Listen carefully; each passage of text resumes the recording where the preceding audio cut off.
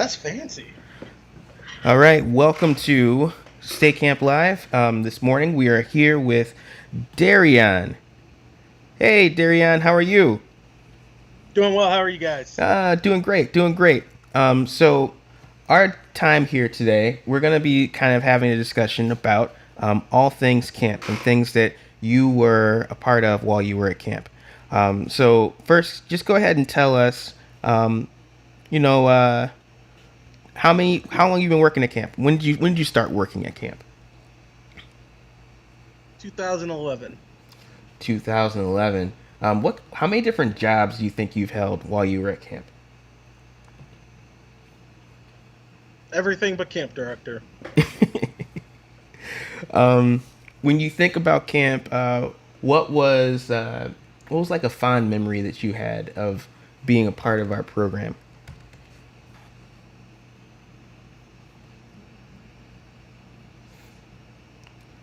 You're thinking too hard.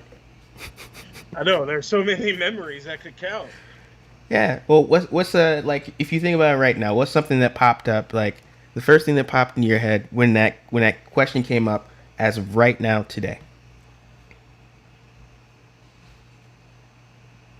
Singing songs to get through hiking with the my campers and creating remixes to well-known songs because you know Oh yes, remixes to well-known songs. That's the one of our kind of go-tos. It's what we do.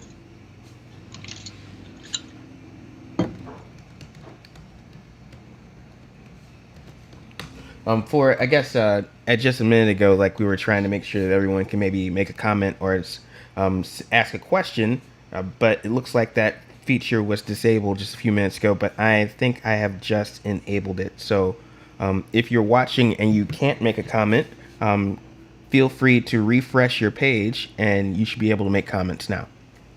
Um, so a memory I have with you. Let's see. I think when you first arrived at camp, how old were you when you got there? What was your first? How old were you when you got to camp? like a fresh 18. A fresh 18. And I think one of the memories I have with you most is being able to um, like say hello and engage everyone. Like you were just great at being able to just create friendships and know people around camp. You kind of helped everyone kind of feel like they were a part of something. So that was always a great thing. Not that you needed to get praise here, but I just wanted to share that thought. Thank you. You're Thank you. welcome. Um, so what's advice do you have? What advice do you have for folks that are interested in sending their kids to camp? Um, Trust the process and let them fly. Trust the process. So break that down. What does that mean? Well, a lot of times we dealt with campers who may have been the first time that they've been away from home for an extended period of time. Mm-hmm. The, between them and nerves and their parents' nerves, it was often challenging to get them to fully commit to Sherwood. Mm-hmm. Um, while they were there for the first couple times, and but basically, you know, this is a chance for them to kind of learn to be on their own and grow, Mm. and we want them to be able to do that. But sometimes, uh, you don't have to send a letter every day Yeah. to let them know that you love them. You can send them once a week or something like that. But just trust that we've been doing this for a long time, and Mm-hmm. um, the people that we work with or the people that we work with are passionate about working with campers and helping campers overcome obstacles. Sometimes we need to be that and have that freedom to do that without Well, my mom said I can come home whenever I want. It's not Mm-hmm. always beneficial for them to know that right away, or to go in there with that mindset. I would encourage them to have a conversation and say, listen, there might be some challenges, but the people there will work with you and do that. And if you need me, write me a letter, and if it's and I'll talk to the village director or whatever. But just encourage them to come in with an open mind. Mm-hmm. Be willing to grow and learn, because by the end of the session, those same kids were thriving. Yeah. They missed out on a little bit at the beginning because of a combination of their nerves on top of their parents' nerves. So just like I said, just be willing to be flexible and adaptable to the situation. Yeah. Home has this way of like, kind of like linking into that camper's brain, right? And keep them from being fully present in the experiences that are there. And Right. it's having to kind of remove that connection so that they can experience what's happening, but also have the ability to remind them that we're there to support them at home, right? As opposed to it being like that phrase that some parents say, if you don't like it, I will just pull you out of camp, becomes this like little line that gets stuck. And Right. it keeps them from being fully present because they keep remembering, if I'm having a challenge right now, I can just leave. Right. But And instead of having that connection, having a kind of like a dotted line instead of a straight line, right? That dotted line yeah. connection where it's one of those where I get an intermittent pulse of home, and that intermittent pulse comes in the form of a letter. And Right. I think exactly what you're talking about there. So we got some questions coming in. Let's see. What is your favorite activity out of all the years that you love to facilitate? Kelly likes to come with the deep stuff. Right. Uh,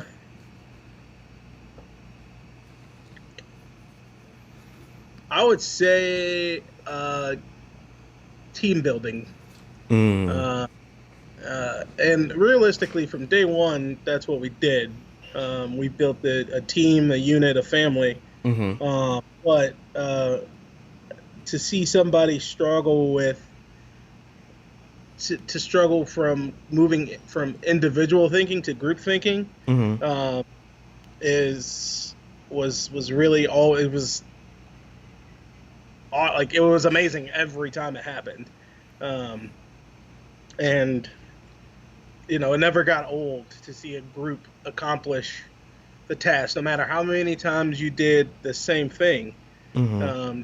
To watch a group grow, um, and start to think, what can I do to help those around me be more successful, Yeah. instead of how can I just be the best, or how can I be the most successful. Um, you know, just making that apply to real life. Because a lot of times we're not individually based at work or anything, so we have to learn to work together as a group to get task accomplished, whether it's putting up a tarp shelter or canoeing down the river. And even in canoeing, sometimes you've got a team that doesn't work together. They want to do it their way, but it's not always your way. It's what's the best way for the group to be successful. So if being you're in a boat and you're like, I want to be in the back, but you're not strong in the back Mm-hmm. of the canoe, then that's not necessarily the best option for the group, because we're going to go from one side of the river to the other side of the river. We're just going to play ping pong with the banks. And there's definitely ways that we can work to get you there, but Mm-hmm. just it's not just not always about the individual. And I think that's one of the most important things that I realized at camp. And it's true, and the analogy of canoeing is really apt, right? Because um, if you're communicating correctly, the canoe does what it's supposed to do. if you're not communicating, the canoe does all kinds of craziest things.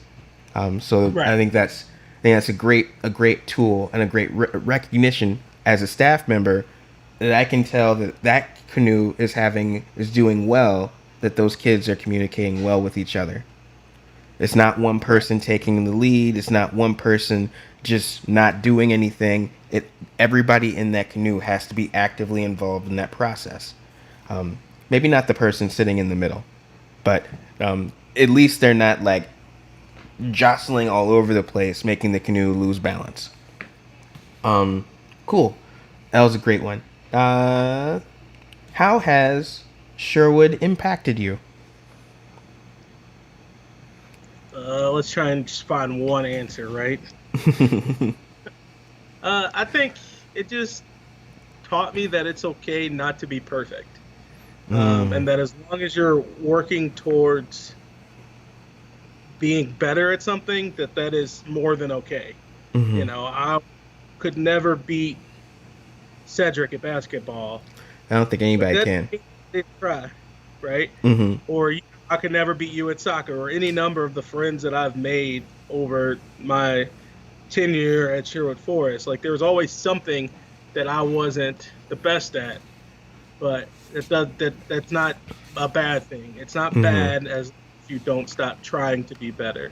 Where a lot of people, where I saw a lot of challenges with the campers especially, was that they would get discouraged, Yeah. and then I was able to talk to them about a time when I was discouraged. Like my first year at camp, I got discouraged quite a lot because it didn't feel like I was doing what I was supposed to do.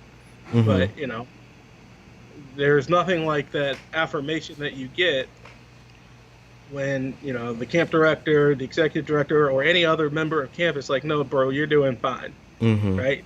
Like this is a new experience for you, and you're still learning.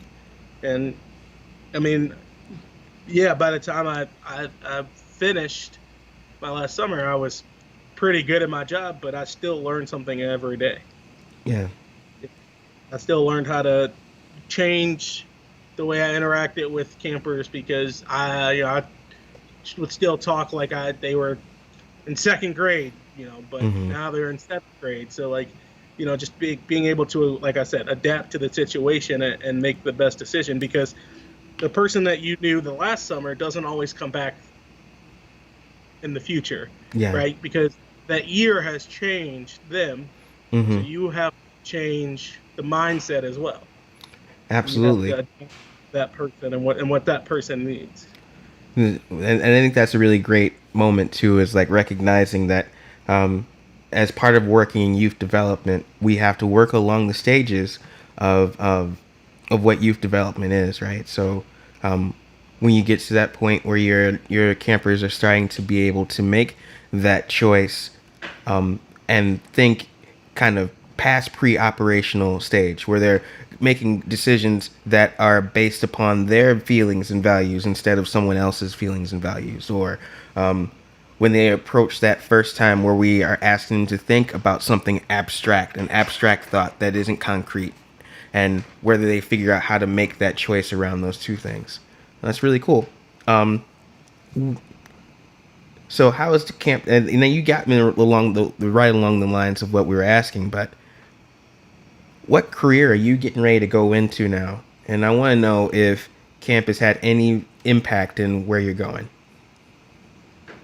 I would say without camp, I probably would still be searching. I can't Mhm. say that for sure because who knows. But I mean, uh, just the realizing the impact that we can have in the lives of campers in Mhm. such a small amount of time just got me thinking of, well, what can I do if I had 9 months instead of one? Mhm. Uh, and again, like I've seen kids go from like not wanting to be there to not wanting to leave to Mhm. talking back from the first day, nobody could say anything, to just being able to listen and learn by the end. And that to me, especially with like the background that I have, is is amazing. You know, Yeah. to be able to have a positive impact in their life and be able to continue to watch them grow is definitely was like, you know what, like this is what I want to do for the rest of my life. So So what is that? I have 270 days before I graduate with a teaching degree from Fontbonne. So Yay. I'm not counting down or anything. Well, I know that you're gonna have continued success with that. So let's move to some lighter stuff. Um, Funniest camp memory.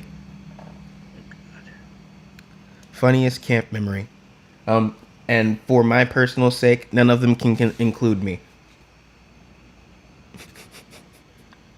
Normally, funny stuff doesn't come when you talk to me, so it's okay. Uh,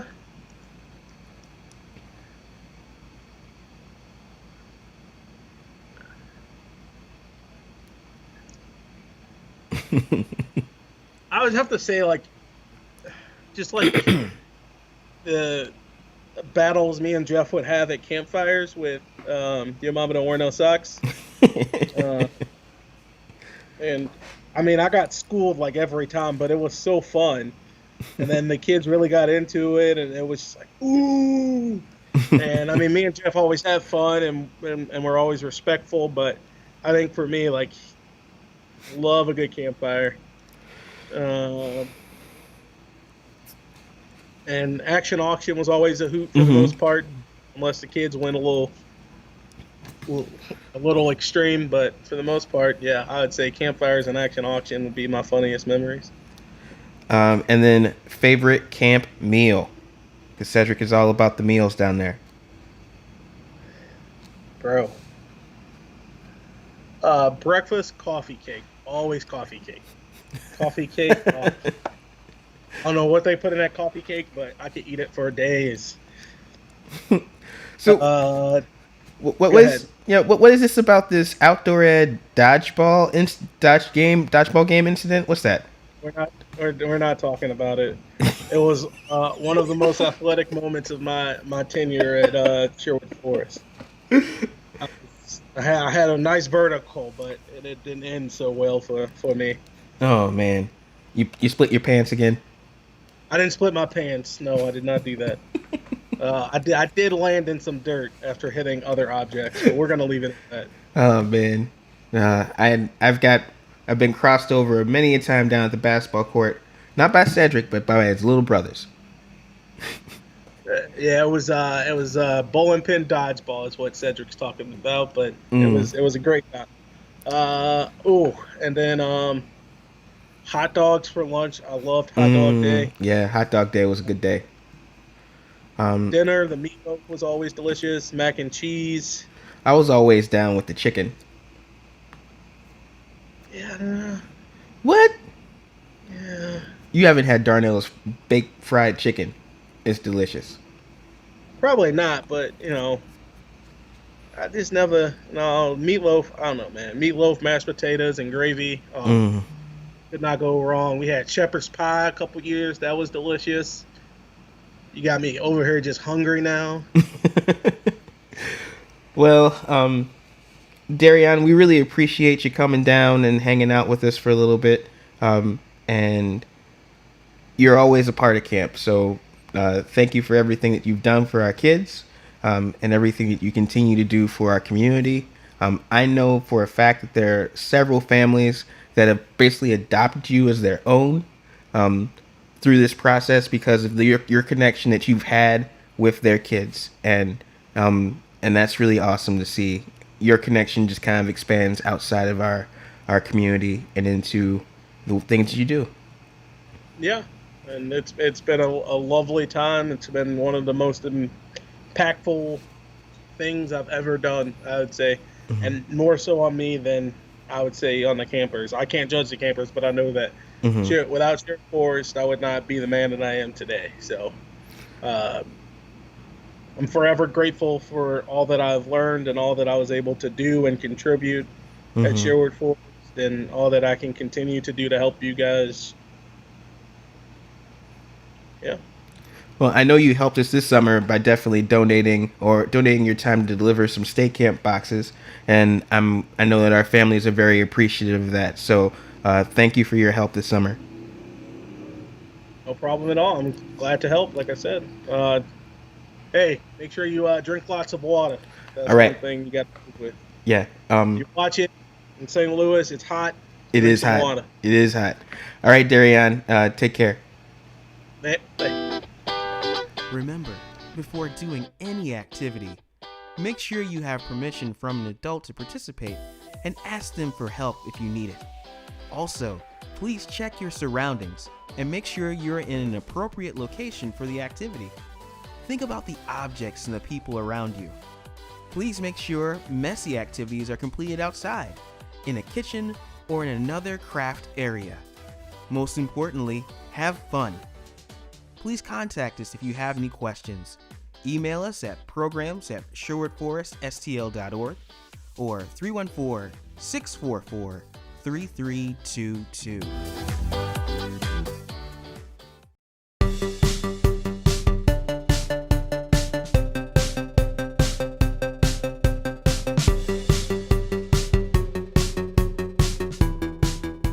Hello everyone, today we are making DIY stress balls. So the materials you're going to need for this video are a balloon, Orbeez, and an old water bottle. The first step is to get your Orbeez and pour them into a large bowl. Then you get water. And pour the water into the bowl.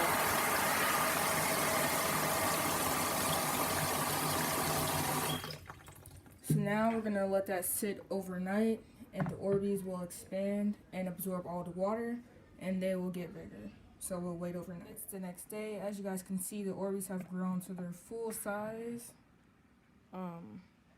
So the next step is to get an empty water bottle and start filling them up with Orbeez.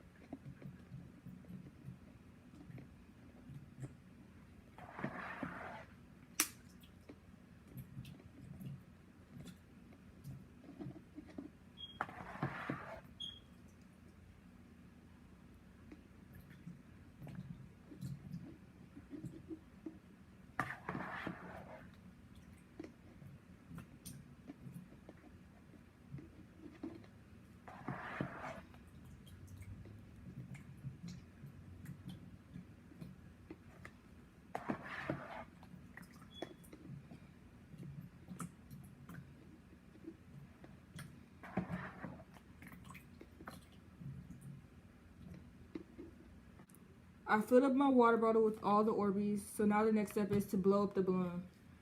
I'm not going to blow it up all the way,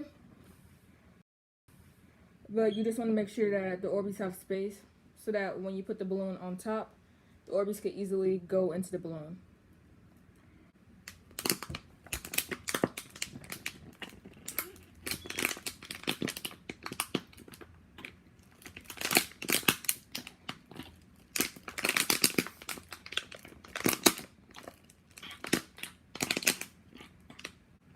I put all of my Orbeez and water into the balloon. So what I'm going to do next is just tie it into a knot.